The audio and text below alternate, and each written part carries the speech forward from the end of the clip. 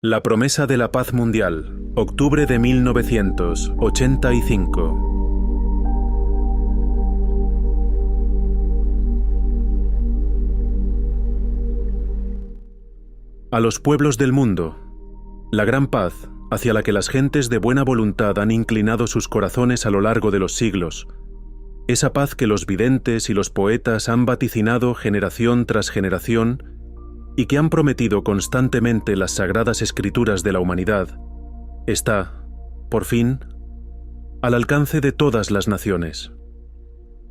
Por primera vez en la historia puede contemplarse el planeta entero, con toda su gran variedad de pueblos, en una sola perspectiva. La paz del mundo no solo es posible, sino también inevitable. La próxima etapa en la evolución de este planeta es, en palabras de un gran pensador, la planetización de la humanidad.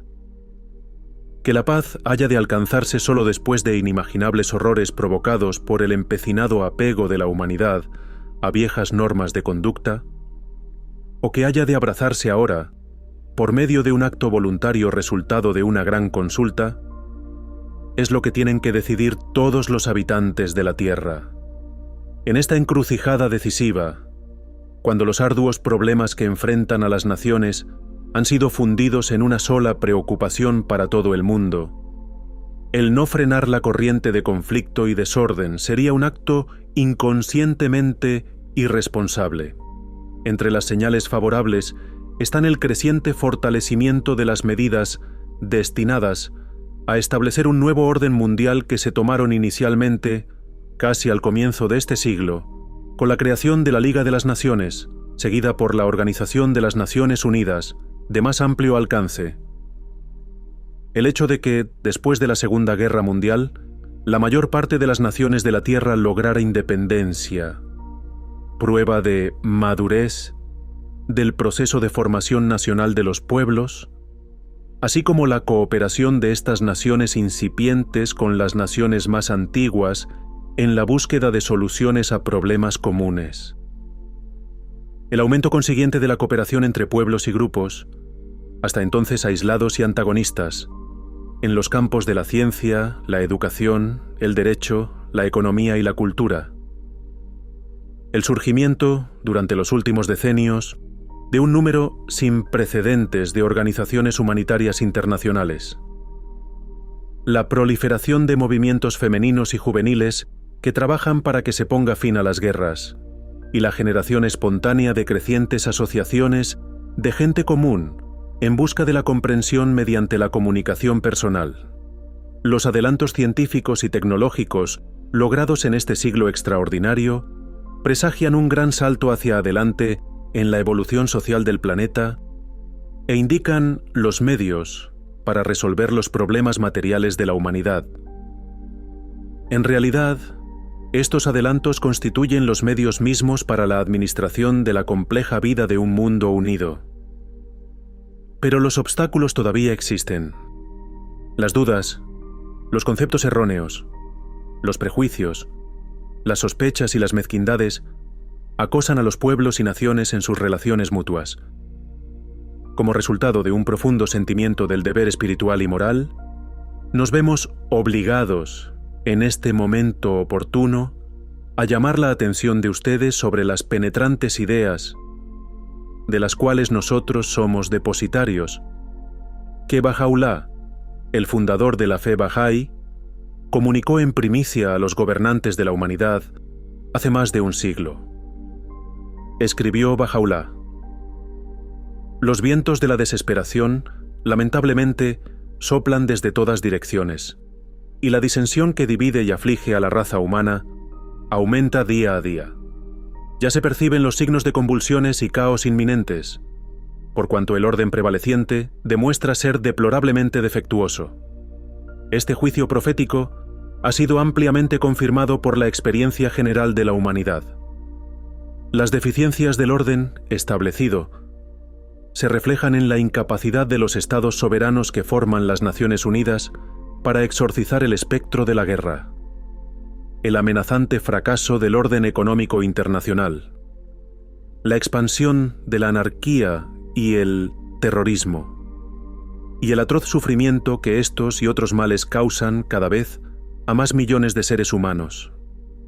En verdad, tanta agresión y conflicto han llegado a caracterizar de tal forma nuestros sistemas sociales, económicos y religiosos, que muchas personas han sucumbido a la creencia de que dicha conducta es intrínseca a la naturaleza humana y que por lo tanto no se puede erradicar.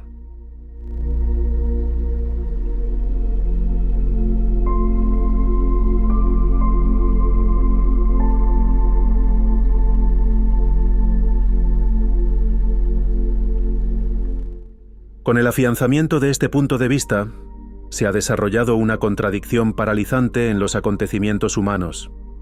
Por una parte, gentes de todas las naciones proclaman no solo su buena disposición, sino también su anhelo de paz y concordia, para que desaparezcan los acuciantes temores que atormentan su vida diaria. Por otra parte, se acepta con conformidad la tesis de que los seres humanos son incorregiblemente egoístas y agresivos, y por lo tanto, incapaces de construir un sistema social que sea, a la vez, progresista y pacífico, dinámico y armónico. Un sistema que permita el libre juego de la creatividad e iniciativa individuales, pero basado en la cooperación y la reciprocidad. A medida que la necesidad de la paz se vuelve más apremiante, esta contradicción fundamental, que impide su realización, exige una nueva evaluación de las suposiciones sobre las que se basa el punto de vista común del destino histórico de la humanidad. Examinándola desapasionadamente, la evidencia revela que dicha conducta, lejos de reflejar la genuina naturaleza del hombre, representa una tergiversación de su espíritu. La rectificación de este punto de vista permitirá a todos poner en marcha las fuerzas sociales constructivas que, por ser acordes con la naturaleza humana, producirán concordia y cooperación en vez de guerras y conflictos. El seguir tal camino no es negar el pasado de la humanidad, sino comprenderlo.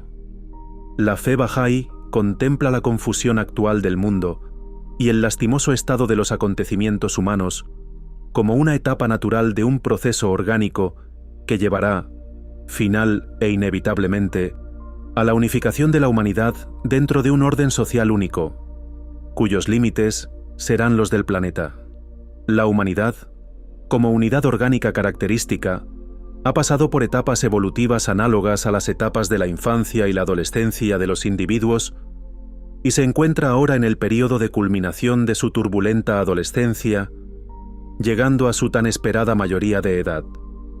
Un reconocimiento sincero de que el prejuicio, la guerra y la explotación han sido la expresión de etapas de inmadurez de un vasto proceso histórico, y que la humanidad experimenta hoy el inevitable tumulto que indica la llegada colectiva a su mayoría de edad, no es razón para desesperarse, sino un requisito previo para emprender la formidable tarea de construir un mundo pacífico. Que semejante empresa es posible, que existen las fuerzas constructivas que se necesitan para tal fin, que es posible levantar estructuras sociales unificadoras, es el tema que les exhortamos a examinar, sea cual fuere el sufrimiento y la confusión que nos deparen los próximos años, así como la oscuridad de las circunstancias inmediatas. La comunidad Bahá'í cree que la humanidad puede enfrentarse a esta prueba suprema con confianza en el resultado final. Lejos de ser indicios del fin de la civilización, los cambios convulsivos hacia los cuales la humanidad se precipita cada vez más rápidamente servirán para desencadenar las potencialidades inherentes a la posición del hombre y para revelar la medida plena de su destino en el mundo y la excelencia innata de su realidad.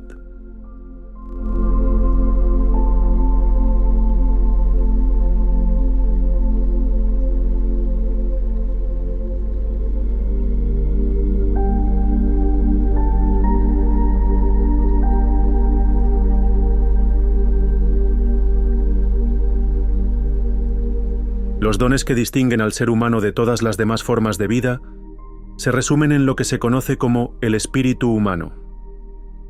La mente es su característica fundamental.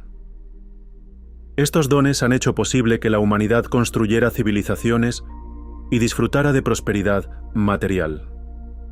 Pero tales triunfos por sí solos no han satisfecho nunca al espíritu humano, cuya naturaleza misteriosa le inclina hacia lo trascendente, hacia un anhelo de alcanzar un reino invisible, hacia una realidad última, hacia esa desconocida esencia de las esencias que se llama Dios.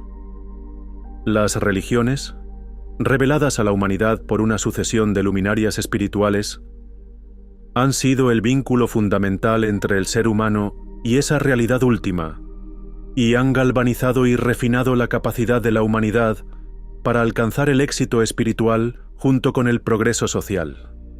Ningún intento serio para corregir los asuntos humanos, para alcanzar la paz mundial, puede prescindir de la religión. El concepto y práctica de la misma por el hombre son, de manera determinante, el material de la historia. Un eminente historiador describió la religión como una facultad de la naturaleza humana. Ahora bien, no se puede negar que la perversión de esta facultad ha contribuido a crear confusión en la sociedad y conflictos entre los individuos, pero tampoco puede ningún observador sensato descartar la influencia preponderante que ha ejercido la religión sobre las expresiones vitales de la civilización. Más aún, su carácter indispensable para el orden social ha sido demostrado repetidamente por su efecto directo sobre la ley y la moral. Al referirse a la religión como una fuerza social, Bahá'u'lláh escribió: «La religión es el mayor de todos los medios para el establecimiento del orden en el mundo y para la pacífica satisfacción de todos los que lo habitan». Respecto al eclipse o corrupción de la religión, escribió: «Si la lámpara de la religión se apagara, el caos y la confusión sobrevendrían, y las luces de la equidad, de la justicia, de la tranquilidad y de la paz dejarían de brillar». En una enumeración de dichas consecuencias, las escrituras bahá'ís señalan que la perversión de la naturaleza humana, la degradación de la conducta humana, la corrupción y la disolución de las instituciones humanas se revelan ellas mismas, bajo tales circunstancias, en sus peores y más repugnantes aspectos. Se envilece el carácter humano, la confianza vacila, los nervios de la disciplina se relajan, la decencia y la vergüenza se oscurecen, las concepciones del deber, de la solidaridad, de la reciprocidad y de la lealtad se distorsionan, y hasta el sentimiento de paz, de alegría y de esperanza se extingue gradualmente.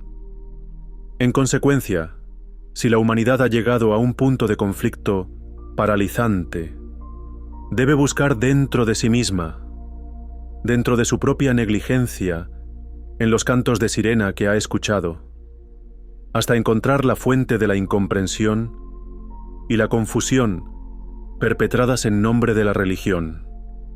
Aquellos que se han aferrado ciega y egoístamente a sus propias ortodoxias, quienes han impuesto sobre sus fervientes devotos interpretaciones erróneas y conflictivas de las declaraciones de los profetas de Dios, tienen una gran responsabilidad por esta confusión que se complica por las barreras artificiales que se levantan entre la fe y la razón, la religión y la ciencia. Pues si se hace un sereno examen de las verdaderas aseveraciones de los fundadores de las grandes religiones y de los medios sociales en que se vieron obligados a realizar sus misiones, no hay nada que apoye las contiendas y prejuicios que trastornan a las comunidades religiosas de la humanidad y, por lo tanto, a todos los asuntos humanos.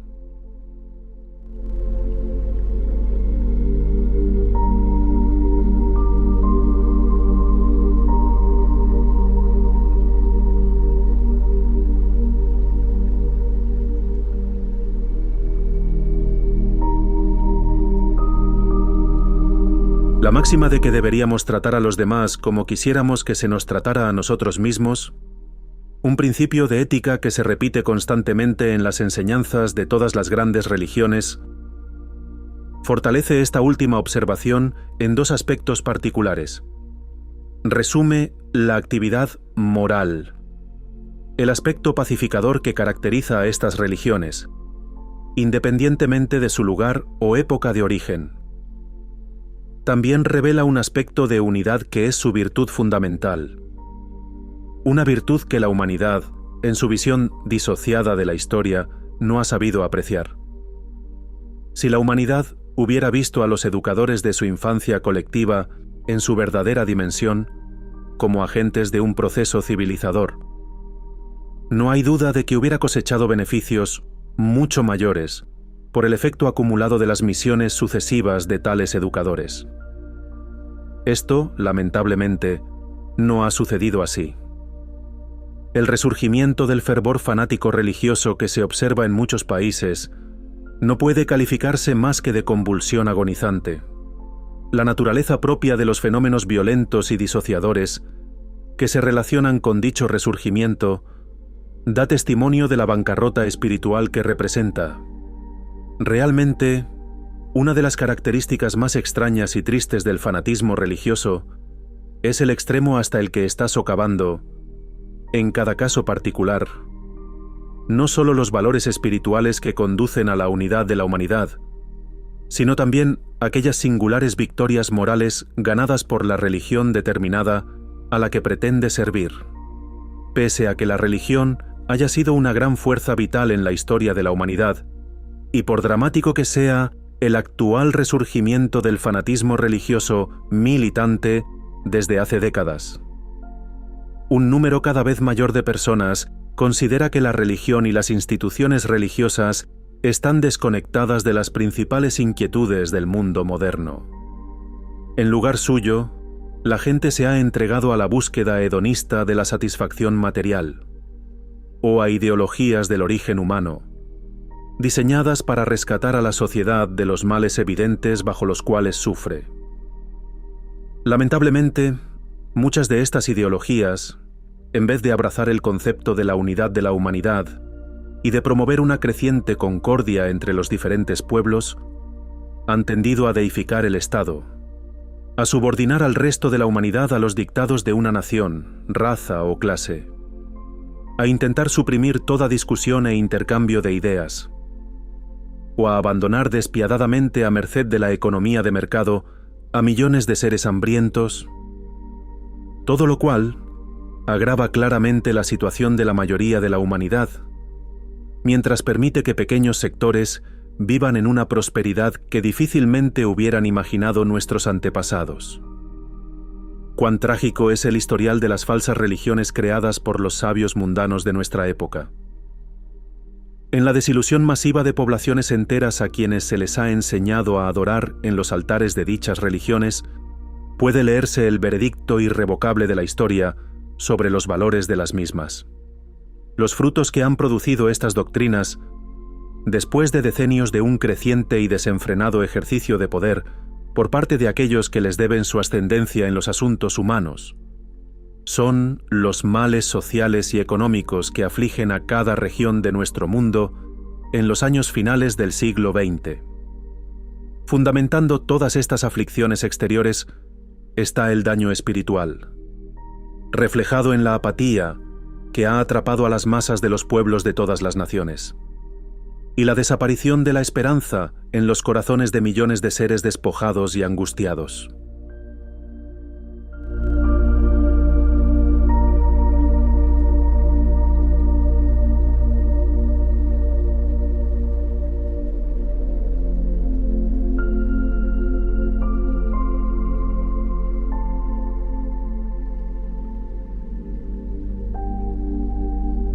Ha llegado la hora de que aquellos que predican los dogmas del materialismo, ya sean de Oriente o de Occidente, ya sean los del capitalismo o los del socialismo, rindan cuenta del liderazgo moral que presumen haber ejercido.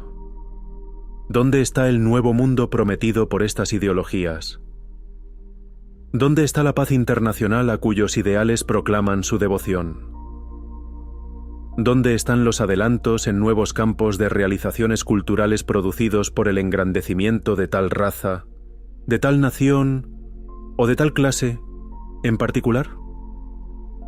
¿Por qué la inmensa mayoría de los pueblos del mundo se está hundiendo cada vez más en el hambre y la miseria, mientras la riqueza, en una escala que nunca soñaron los faraones, los césares o aun las potencias imperialistas del siglo XIX, está a disposición de los actuales árbitros de los asuntos humanos? Muy especialmente, en la glorificación de los fines materiales, a la vez origen y característica común de todas esas ideologías, es donde se encuentran las raíces con las que se nutre el sofisma de que los seres humanos son incorregiblemente egoístas y agresivos. Es aquí, precisamente, donde debe limpiarse el terreno para construir un nuevo mundo, digno de nuestros descendientes. El hecho de que los ideales materialistas, a la luz de la experiencia, hayan fracasado en satisfacer las necesidades de la humanidad, reclama un reconocimiento sincero de que hay que hacer un nuevo esfuerzo para encontrar las soluciones a los angustiosos problemas del planeta. Las condiciones intolerables que prevalecen en la sociedad reflejan un fracaso común de todos ellos, circunstancia que incrementa, en vez de aliviarlas, las tensiones que predominan en todos los bandos. Está claro que se requiere un esfuerzo común para remediarlo. Es primordialmente una cuestión de actitud. ¿Continuará la humanidad a la deriva, aferrándose a conceptos obsoletos y a creencias impracticables? ¿O darán sus líderes un paso adelante con voluntad decidida, prescindiendo de ideologías, para unirse en la búsqueda conjunta de soluciones adecuadas? Quienes se preocupan por el porvenir de la humanidad bien debieran reflexionar sobre este consejo. Si los ideales por tanto tiempo apreciados y las instituciones por tanto tiempo veneradas, si ciertas suposiciones sociales y fórmulas religiosas han dejado de fomentar el bienestar de la mayoría de la humanidad, si ya no satisfacen las necesidades de una humanidad en continua evolución, que se descarten y releguen al limbo de las doctrinas obsoletas y olvidadas.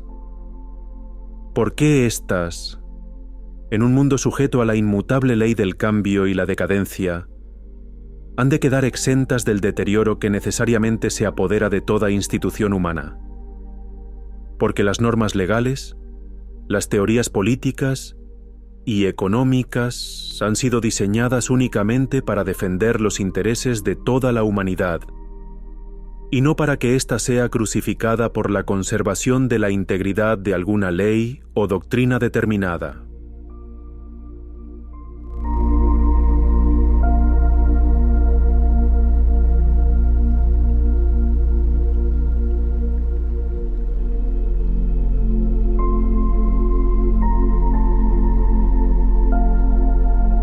Prohibir las armas nucleares, el uso de gases venenosos o declarar ilegal la guerra bacteriológica no eliminará de raíz las causas de las guerras.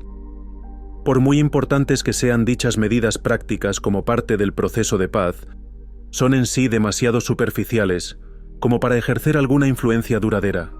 Los hombres son lo suficientemente ingeniosos como para inventar otras formas de guerra y usar los alimentos, las materias primas, las finanzas, el poder industrial, la ideología y el terrorismo como instrumentos de subversión de unos contra otros en una interminable pugna por la supremacía y el dominio.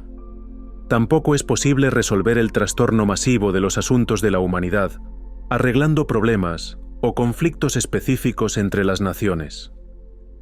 Debe adoptarse un auténtico sistema universal. Ciertamente, los líderes de las naciones son conscientes de la naturaleza mundial del problema. Les es evidente dados los conflictos con que se enfrentan cada día. Y se han propuesto y acumulado estudios y soluciones por muchos grupos cultos y concienciados, así como por los organismos de las Naciones Unidas, para eliminar cualquier posible ignorancia en cuanto a los desafiantes requerimientos que se deben satisfacer. Existe, sin embargo, una parálisis de voluntad, y es esto precisamente lo que hay que analizar y tratar resueltamente. Esta parálisis radica, como hemos dicho, en una convicción profunda sobre la naturaleza inevitablemente belicosa de la humanidad. Esto ha llevado a no querer considerar la posible subordinación del interés nacional a las exigencias del orden mundial y a una falta de voluntad para encarar valientemente las inmensas implicaciones que se derivarían del establecimiento de una autoridad en un mundo unido. Se puede atribuir también a la incapacidad de las masas ignorantes y subyugadas para expresar su deseo de un nuevo orden en el que puedan vivir en paz, concordia y prosperidad con toda la humanidad. Los pasos y tentativas hacia un orden mundial, especialmente desde la Segunda Guerra Mundial, dan señales de esperanza.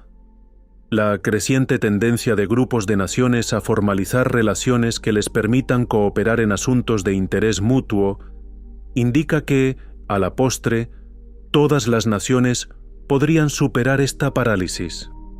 La Asociación de Naciones del Sudeste de Asia, la Comunidad y el Mercado Común del Caribe, el Mercado Común Centroamericano, el Consejo para Asistencia Económica Mutua, las Comunidades Europeas, la Liga de Estados Árabes, la Organización para la Unidad Africana, la Organización de Estados Americanos, el Foro del Pacífico Sur. Todos los esfuerzos conjuntos, representados por dichas organizaciones, preparan el camino hacia un orden mundial. La creciente atención que se presta a algunos de los problemas más serios del planeta es otra señal de esperanza. A pesar de las claras deficiencias de las Naciones Unidas, la multitud de declaraciones y convenciones adoptadas por dicha organización, aún aquellas en las que los gobiernos no se han comprometido con entusiasmo, le han dado a la gente común una nueva esperanza en la vida. La Declaración Universal de los Derechos Humanos, la Convención para la Prevención y Castigo del Delito de Genocidio, así como las medidas similares relativas a la eliminación de toda forma de discriminación basada en la raza, el sexo o las creencias religiosas, la defensa de los derechos de los niños, las medidas de protección contra la tortura de los seres humanos, la erradicación del hambre y la desnutrición, el uso del progreso científico y tecnológico para fines pacíficos y en beneficio de la humanidad. Todas estas medidas, si se aplican y se extienden con valentía, adelantarán la llegada del día en que el espectro de la guerra pierda su fuerza para dominar las relaciones internacionales. No es preciso subrayar la importancia de los asuntos que tratan dichas declaraciones y convenciones, pero algunos en concreto, debido a su repercusión inmediata en el establecimiento de la paz mundial, merecen mayores comentarios.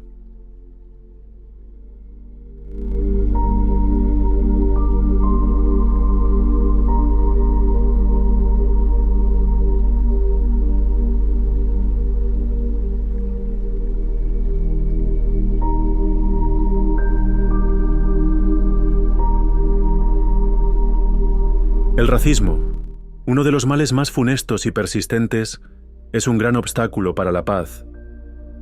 Su práctica perpetra una violación tan ultrajante de la dignidad de los seres humanos que no debe fomentarse bajo ningún pretexto.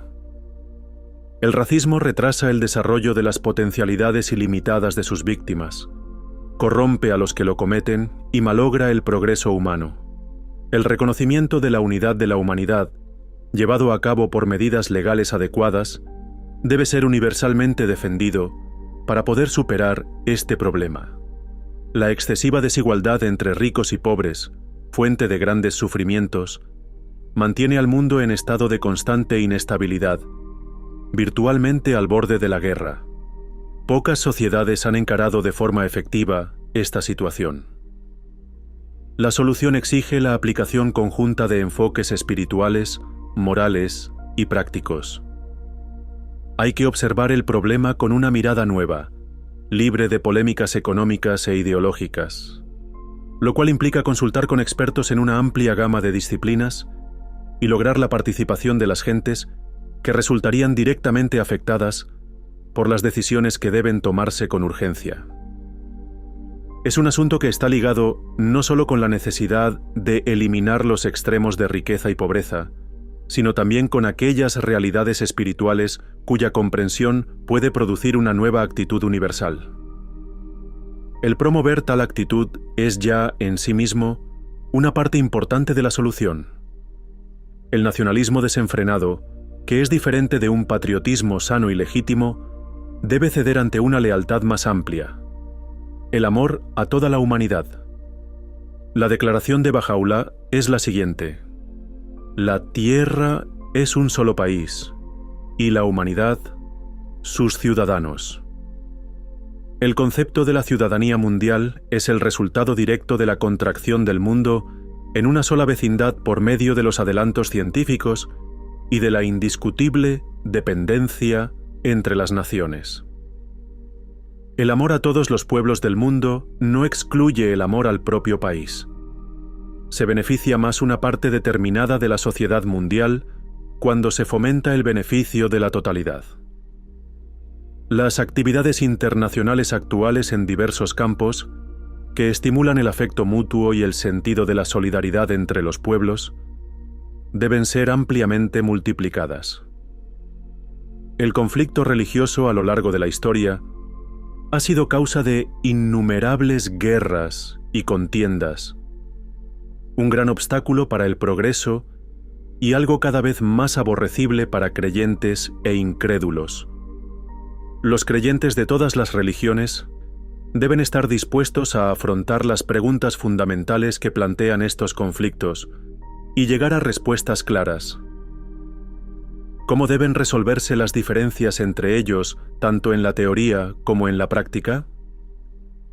El desafío con el que se enfrentan los líderes religiosos de la humanidad consiste en contemplar la situación de la misma, con sus corazones llenos de espíritu de compasión y de anhelo por la verdad, y preguntarse a sí mismos, si no pueden, humildemente ante su Creador Todopoderoso, disolver sus diferencias teológicas en un gran espíritu de tolerancia mutua que les permita trabajar juntos por el progreso de la comprensión y la paz humanas.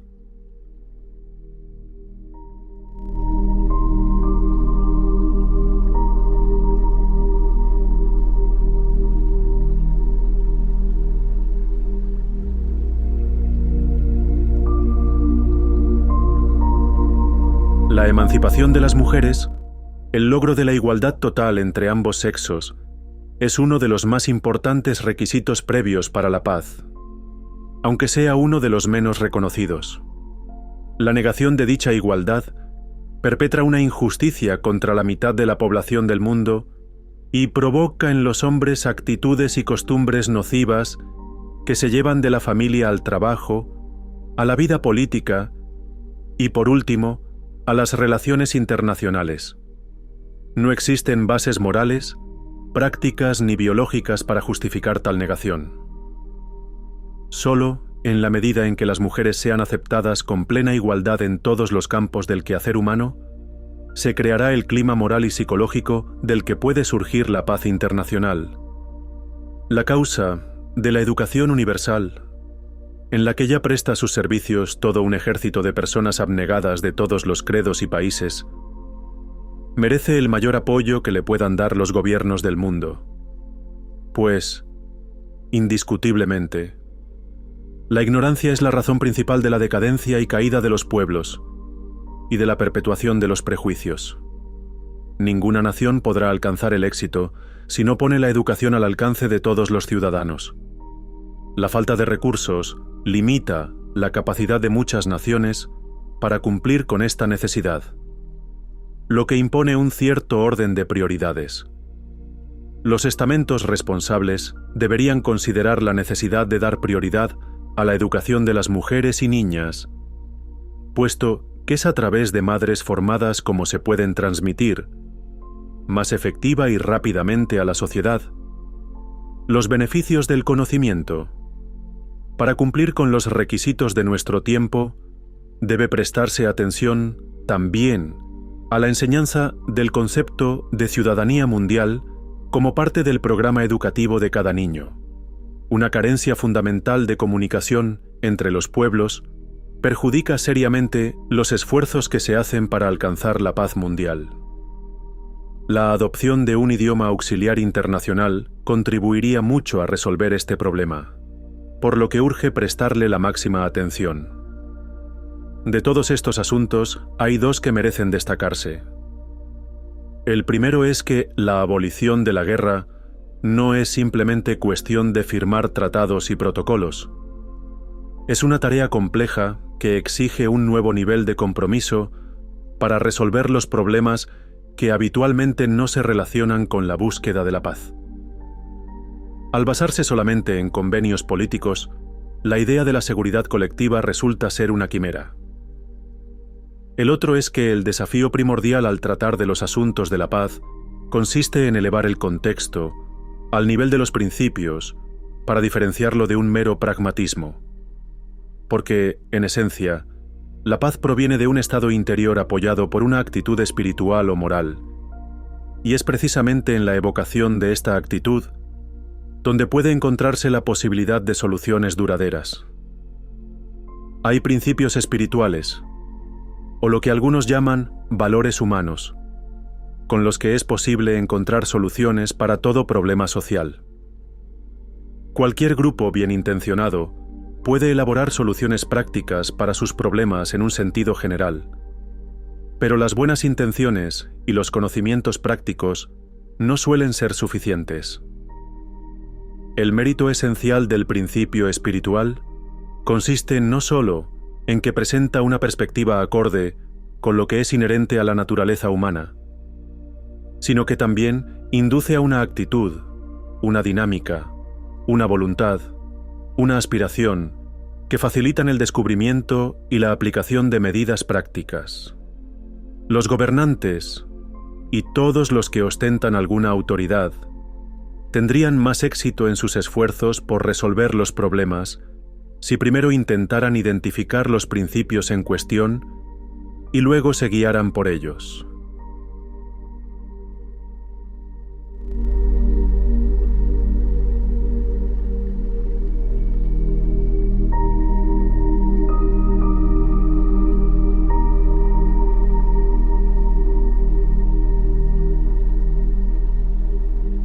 El dilema primordial que hay que resolver es cómo el mundo actual, con su intrínseca pauta de conflicto, puede cambiarse por un mundo en el que prevalezcan la armonía y la cooperación. El orden mundial solo puede fundarse sobre una imperturbable conciencia de la unidad de la humanidad, verdad espiritual que confirman todas las ciencias humanas. La antropología, la fisiología y la psicología reconocen solo una especie humana, aunque con infinitas variantes en los aspectos biológicos secundarios. Para admitir esta verdad hay que abandonar los prejuicios, toda clase de prejuicios, de raza, clase, color, credo, nación, sexo, grado de civilización material, todo lo que hace que la gente se considere superior a los demás. La aceptación de la unidad de la humanidad es el requisito previo fundamental para la reorganización y administración del mundo como un solo país, el hogar de la raza humana. La aceptación universal de este principio espiritual es indispensable para tener éxito en cualquier intento de establecer la paz mundial. Por lo tanto, debe proclamarse universalmente, debe enseñarse en las escuelas y afirmarse constantemente en todas las naciones, como preparación para el cambio orgánico en la estructura social que esta aceptación implica. Desde el punto de vista Bahá'í, el reconocimiento de la unidad de la humanidad requiere nada menos que la reconstrucción y la desmilitarización de todo el mundo civilizado como un mundo orgánicamente unificado en todos los aspectos esenciales de su vida, de su maquinaria política, de su anhelo espiritual, de su comercio y de sus finanzas, de su escritura e idioma, y, aún así, infinito, en la diversidad de las características nacionales de sus unidades federadas.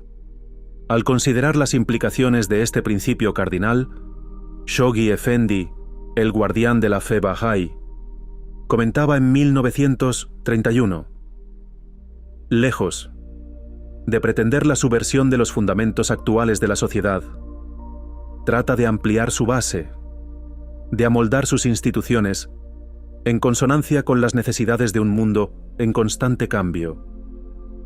No está en conflicto con alianzas legítimas, ni socava lealtades esenciales.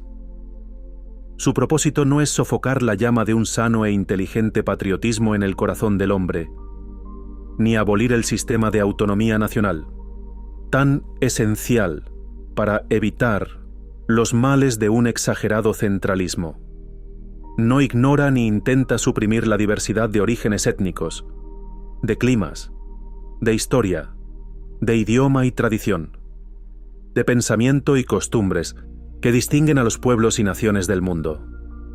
Reclama una lealtad más amplia, una aspiración mayor que cualquiera de las que ha sentido la humanidad. Insiste en la subordinación de impulsos e intereses nacionales a las exigencias imperativas de un mundo unificado.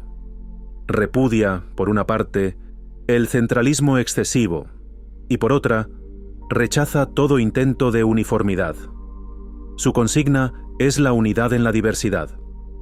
El logro de tales fines exige varias etapas en el ajuste de las actitudes políticas nacionales que ahora lindan con la anarquía, a falta de leyes claramente definidas o de principios universalmente aceptados y obligatorios que regulen las relaciones entre las naciones. La Liga de las Naciones, las Naciones Unidas y las muchas organizaciones y acuerdos producidos por ellas han sido indudablemente provechosos al atenuar ciertos efectos negativos de los conflictos internacionales, pero se han mostrado incapaces de prevenir la guerra. De hecho, ha habido una gran cantidad de guerras desde que terminó la Segunda Guerra Mundial. Muchas están ardiendo todavía.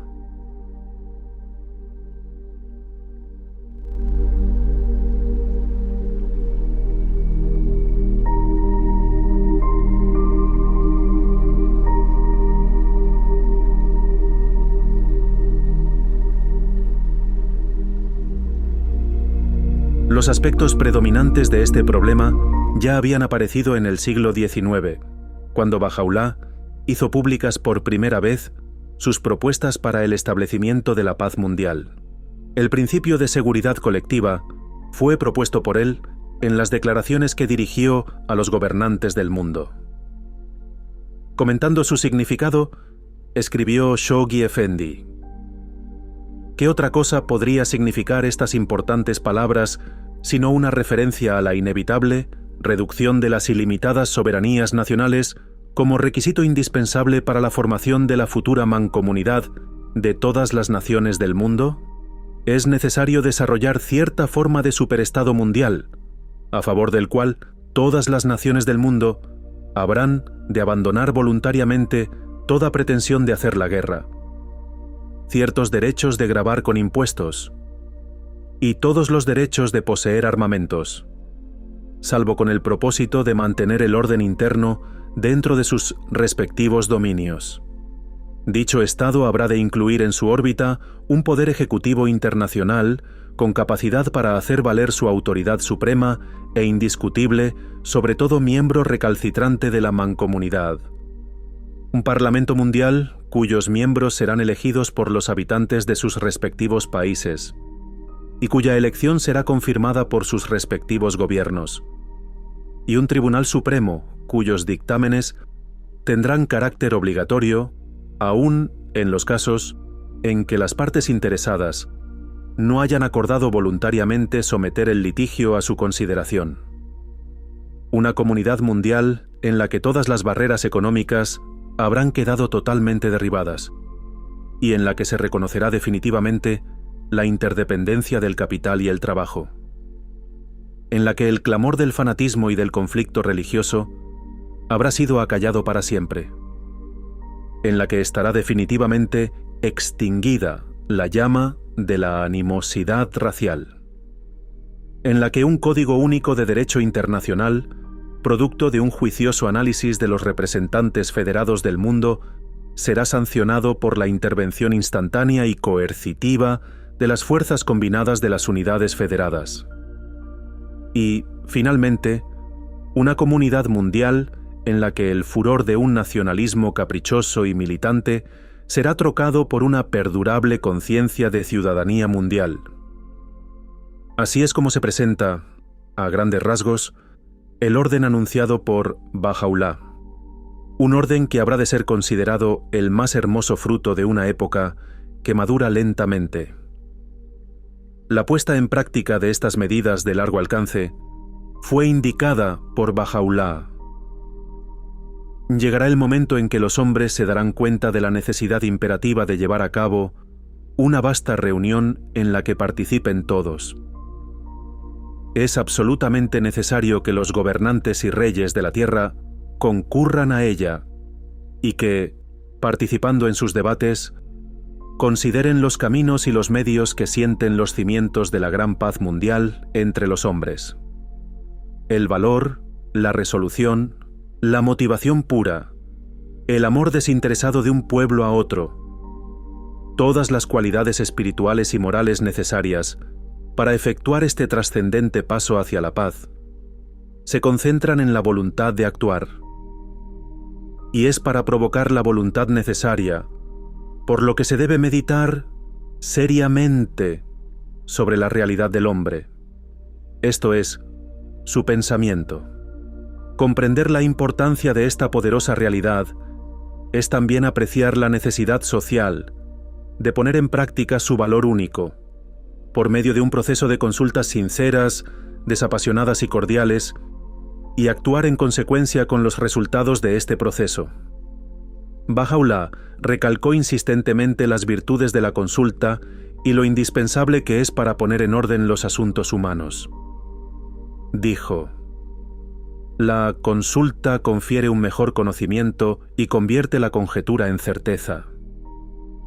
Es una luz brillante que, en un mundo oscuro, muestra el camino y sirve de guía. Para cada cosa hay y seguirá habiendo un estado de perfección y madurez. La madurez del don del entendimiento se manifiesta a través de la consulta. El intento mismo de alcanzar la paz por medio de la consulta, como él propuso, puede desencadenar ese espíritu saludable entre los pueblos de la tierra, de tal forma que ningún poder podría resistir su resultado triunfal definitivo.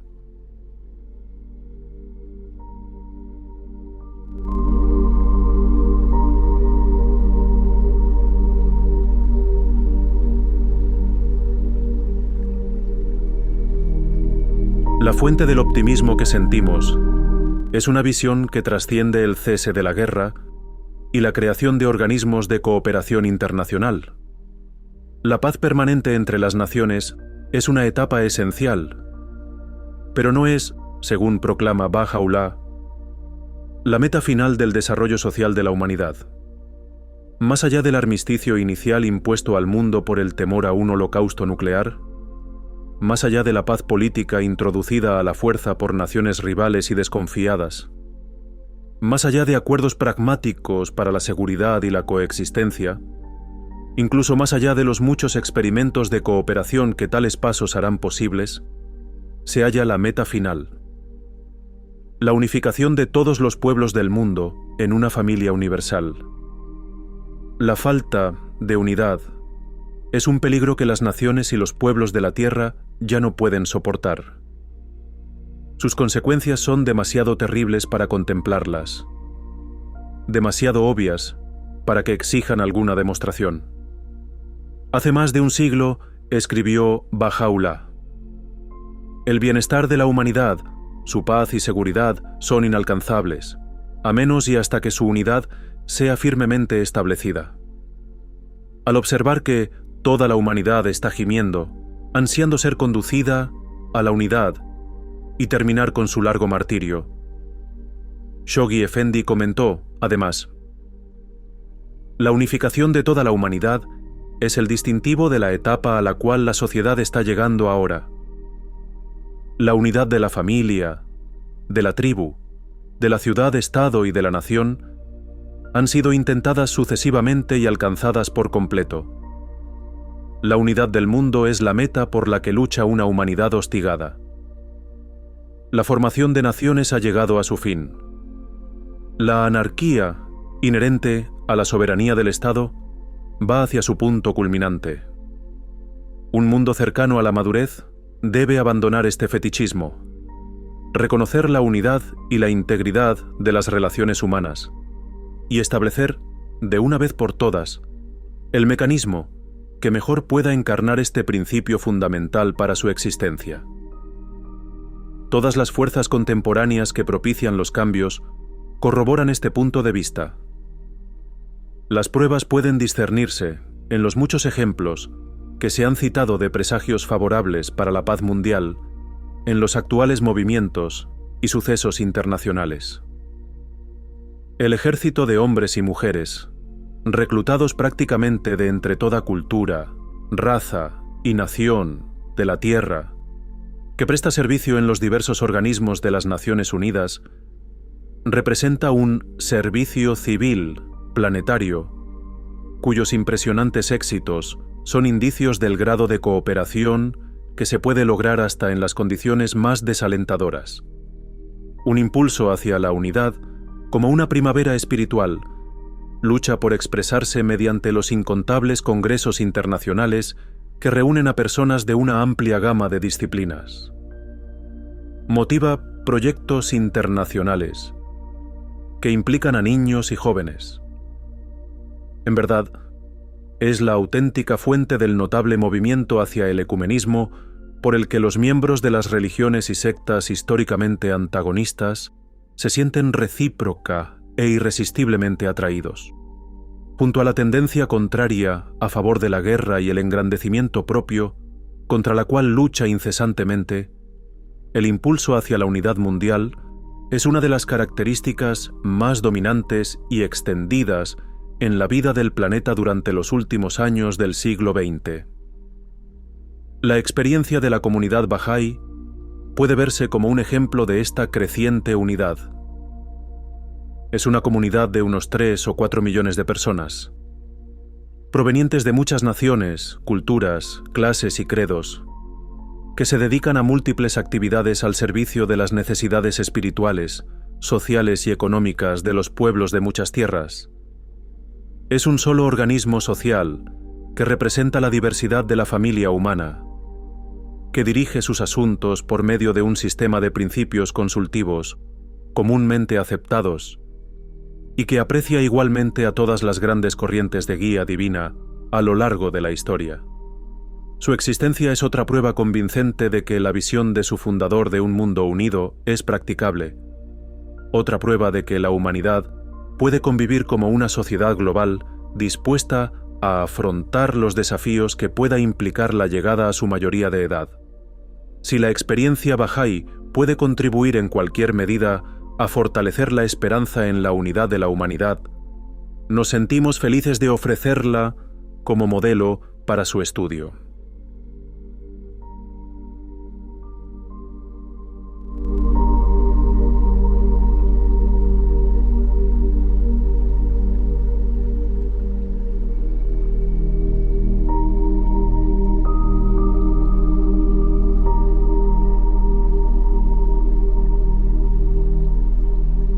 Al contemplar la suprema importancia de la tarea que ahora se presenta como un desafío ante todo el mundo, nos inclinamos humildemente ante la sublime majestad del Divino Creador, quien por su infinito amor ha creado a toda la humanidad de la misma materia, ha exaltado la valiosa realidad del hombre, le ha honrado con intelecto y sabiduría, nobleza e inmortalidad, y le ha dotado de la distinción y capacidad únicas de conocerle y amarle. Capacidad que debe considerarse como el impulso generador y el objetivo primordial que sostiene a la creación entera. Mantenemos la firme convicción de que todos los hombres han sido creados para llevar adelante una civilización en continuo progreso. Que actuar como las bestias salvajes no es digno del hombre. que las virtudes que benefician a la dignidad humana son la honradez, la indulgencia, la misericordia, la compasión y la generosidad amorosa hacia todas las gentes. Reafirmamos la creencia de que las potencialidades inherentes a la posición del hombre, la medida plena de su destino en el mundo y la excelencia innata de su realidad, deben todas manifestarse en este prometido Día de Dios. Estas son las motivaciones de nuestra fe inalterable en que la unidad y la paz son la meta asequible por la que la humanidad está esforzándose. Al escribirse esto, pueden oírse las voces esperanzadas de los bahá'ís, a pesar de la persecución de la que son víctimas en el país, donde nació su fe.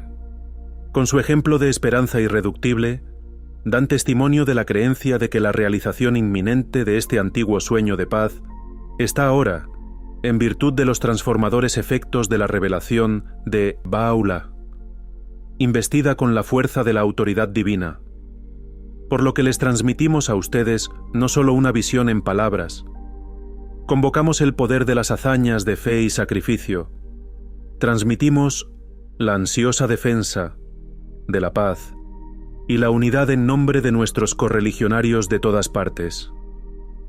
Nos unimos a todos los que son víctimas de la agresión, a todos los que anhelan el fin de los conflictos y la violencia, a todos aquellos que por su devoción a los principios de la paz y del orden mundial promueven los nobles propósitos para los que fue llamada a la existencia la humanidad por un Creador todo amoroso.